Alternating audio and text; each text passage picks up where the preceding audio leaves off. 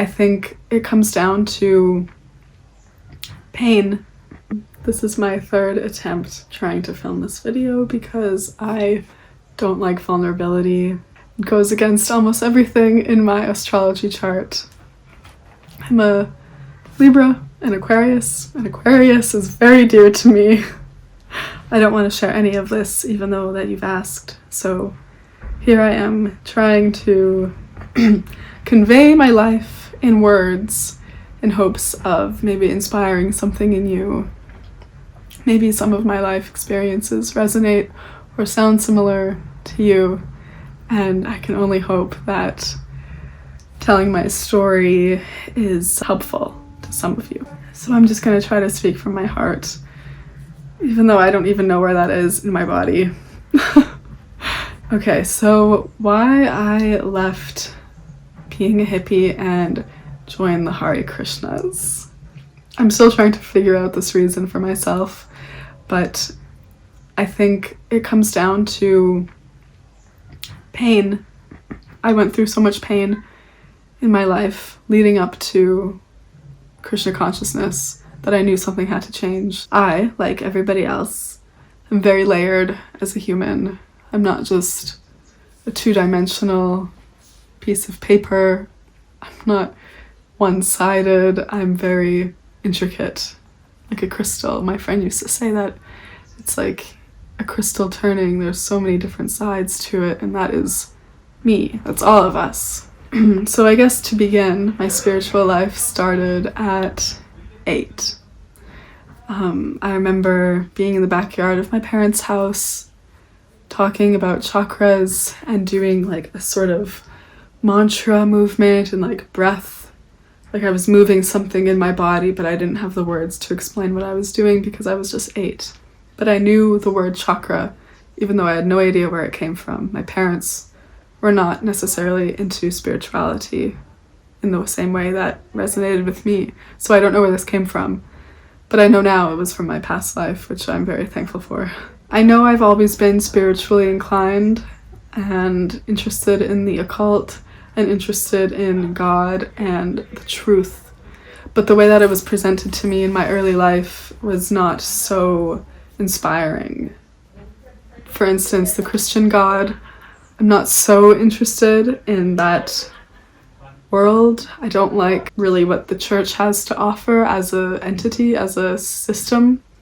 That being said, I do spend a lot of time in churches, just like as I go for walks, I go to churches around my neighborhood, mostly because I like the architecture and the peace, and I do pray to Jesus at times. But the way the church was sort of formed in my mind, everything about it just made me want to rebel against it.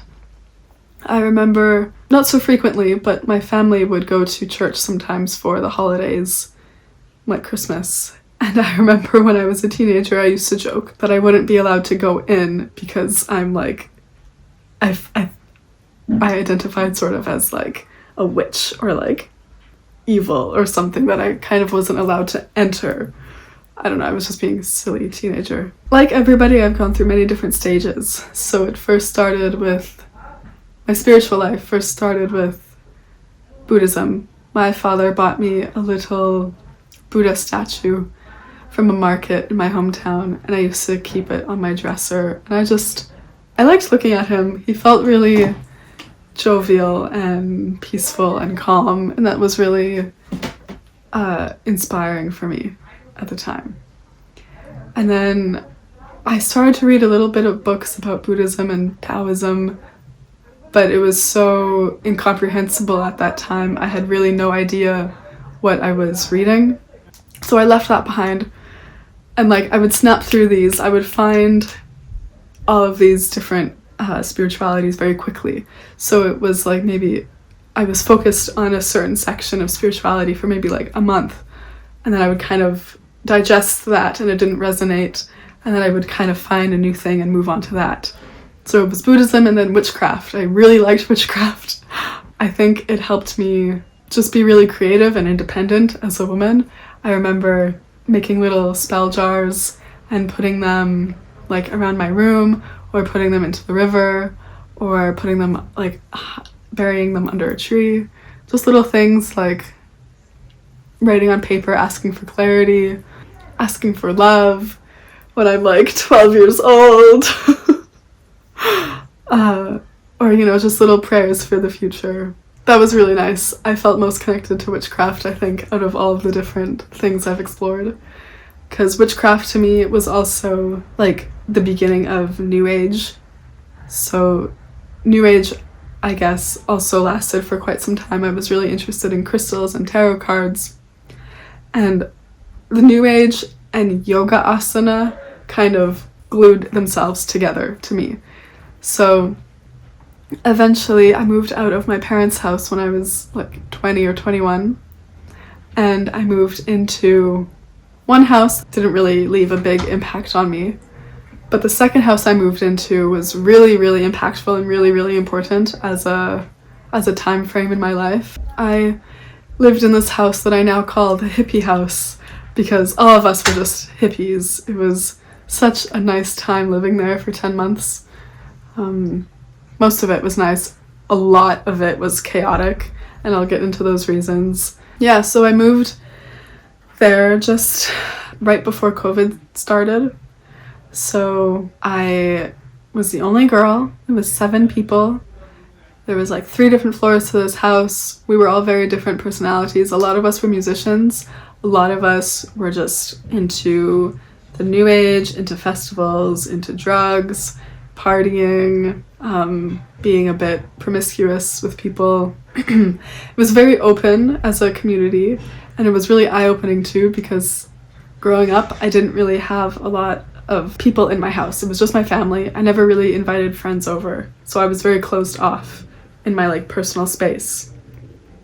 But moving into this house really pushed my limits in a good way, because people were just constantly coming in the house because it was like a community house. Everybody was kind of allowed to come in and like just be themselves. It was really healing and also really crazy at the same time. My 10 months there were marked a lot by love and affection and coziness. We had a really beautiful cat that I loved quite a lot. Eventually I fell in love with a person who lived there, who also was the land caretaker, like the landlord. And yeah, he became a really important person in my life and is still very, very dear to me, even though we've gone through so many things in our time as we've known each other. The main thing that happened in this house was the reason why I left my hometown and moved to the city that I moved to. So I won't get like very specific because it's not my story to tell, but essentially some boundaries were broken within our community, and everybody else in the community became aware of the situation, and then it just became very messy and intense, especially for me living with the person who the story was about. So it was very sticky, it was very close contact with a lot of like heightened emotions, and it was really painful because I was in love with him, but then something bad happened. And it was like, oh, I'm 20, how do I deal with all of these feelings? I don't know what to do. I felt very chaotic at the time. I was going through like so much mental turbulation and emotional stress. I remember I went into the house kind of overweight, like 180 pounds, I think, at my heaviest. Granted, I was on birth control and a different medication, but I subsequently quit both of those. And then I dropped like 50 pounds and became the lightest I've ever been. But I think also it was a lot due to stress and emotional turbulence. It was a really poignant and, dare I say, detrimental time in my life living there. So I didn't know what to do with all these emotions. And so eventually my friend was practicing neurolinguistic programming. So he helped me with a session, and we went to a park, helped me go through this game, like the sort of body awareness game. And at the end of the session, I realized that I just needed to move away to kind of restart and gather my life together and gather my mind away from all of these intense emotions, and just to really figure out who I was as a person. So within 2 months, I found an apartment and I bought a plane ticket and I moved there. It was really, really helpful in starting over my life. I don't know how much of it exactly was in my control and how much of it was my destiny.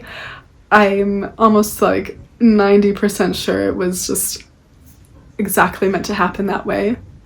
Even though there was a lot of pain and emotional chaos that I went through, I'm so glad it happened now, looking at it, because I mean, I have so many experiences which I'm grateful for. I have so many life lessons and wisdom, and I still have one of my best friends, and I'm very grateful for him, even though we've been through so many things. I moved to this new city and I didn't know anybody, and I was so happy about that. As I said, and I'm an Aquarius, like heavy Aquarius, so I really enjoy being alone. I like my solo life. I like my independence. I like kind of being cerebral and just being really reflective and thinking a lot about who I am as a person and like what life is. So I had a lot of time to do that because I didn't know anybody. And like I didn't even really speak with my housemates. Eventually that got kind of boring. I needed some friends. So my friend from my hometown told me to go to a festival to meet people. And so I went to a kirtan yoga festival because, you know, I was like so interested in yoga. In the hippie house, that's basically all we did. I would wake up really early. I mean, not as early as compared to now, but early enough. And I would go down to this room that we call the healing room with a bunch of crystals and yoga mats and bear skin and like a gong. It was very hippie. And I would just do yoga for a couple of hours, and you know, this is what I did with my friends who lived there. And so that, thankfully, that transferred into the next city. Like, I kind of see my life as one city, my hometown, as one version of myself, and then the next city, a different version of myself. But thankfully the yoga transferred over, but it just expanded. So although I do a lot of yoga now, it's more bhakti yoga. Still, I do asana, I exercise, but it's less of a focus. I went to this festival and they were only singing the Maha Mantra, only singing Hare Krishna. And I was like, okay, I know of this mantra, but where's all the other mantras? Because I was doing a lot of Kundalini yoga, and that like naturally has a lot of mantras in it as a practice. So I was very confused. I was like, what are we doing? What is this thing? Like, I like this mantra, but aren't you guys like yogis and hippies? Where are the other mantras? So eventually they just explained that no, like we're part of a Hare Krishna temple. This is a Hare Krishna festival, essentially. Yeah, so when the festival was over, I was invited to the temple for one of the main events of the year, Janmashtami, when Krishna appears on this earth. So it's basically his birthday, but for God. And so I went to this temple on that day, and there was like 1,000 people in a super tiny church. And I walked in and I was like, oh, I can't be here. I need to leave. I only lasted like half an hour in the temple because it was just so overwhelming. So much noise, so many people. Like I didn't know where to go. I didn't know what to do. It was very overwhelming. So eventually I came back on a different day. Basically just slowly kept going back, kept meeting different people. I started working for the person who created the music festival. He was cooking in the kitchen, basically, and I was helping him. But it was like a job. So I would go there every weekend for a couple of hours and then just go home. But then I realized that the metro was taking quite some time to get there. So I decided to just move closer to the temple. That sounds really smart. Let's just do that. So I moved like 10 minutes walking distance to the temple. And then eventually I would go every day in the morning for morning program. And my one friend sitting in the temple, she came up to me and she was like, you know, it's really good that you come here for breakfast, but you should come to the morning program too. And I was like, oh, what morning program? And then she just basically told me about like 4:30 to 9 a.m.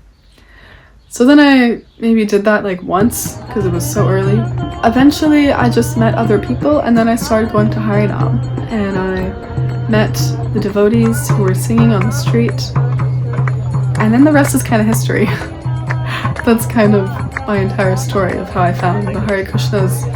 And eventually I just really fell in love with Harinam. I love singing and I love kind of performing, even though technically Harinam is not a performance. Now here I am, like 5 years later. I live in ashrams full time. I travel mostly every year. I've been living in ashrams for the past 2 years, so that has been really cool. It's let me explore different parts of the world. I've been to New York City, Florida, specifically Gainesville and Alachua. I've been to New Vrindavan, Gitanagari, Scotland, England, London, like England countryside, London city, Paris, New Mayapur, a different temple in France. I've been to India for 6 months.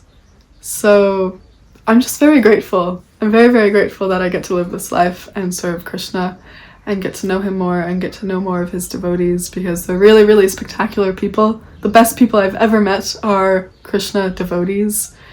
Of course, there are other people who are great as well. I just maybe don't spend so much time with them. Yeah, I'm really grateful I get to just have this life. It's really intense at times and really healing, and it's full of knowledge, and I'm really, really grateful that Krishna is here with me and that I'm here for him. And you know, it's very dear to me. I feel like I'm exactly where I need to be, even though sometimes I feel a bit lost even still. But yeah, this is my life. This is who I am. This is where I'm at currently. I'm sure the crystal will turn in a few years and something new will emerge from me.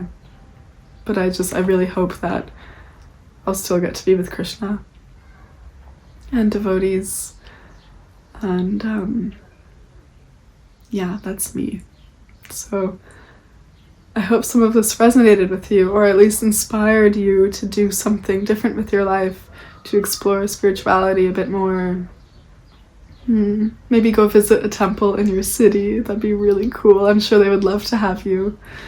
Yeah, I hope you are well. Thank you so much for being here with me on my YouTube channel. I don't know my schedule. I post very sporadically. But I would really love if you subscribed and followed me along on this journey of opening my heart and unveiling who I truly am, because it's going to be a process, as you can see. So I hope you are well and you have a very blessed day wherever you are. Hare Krishna.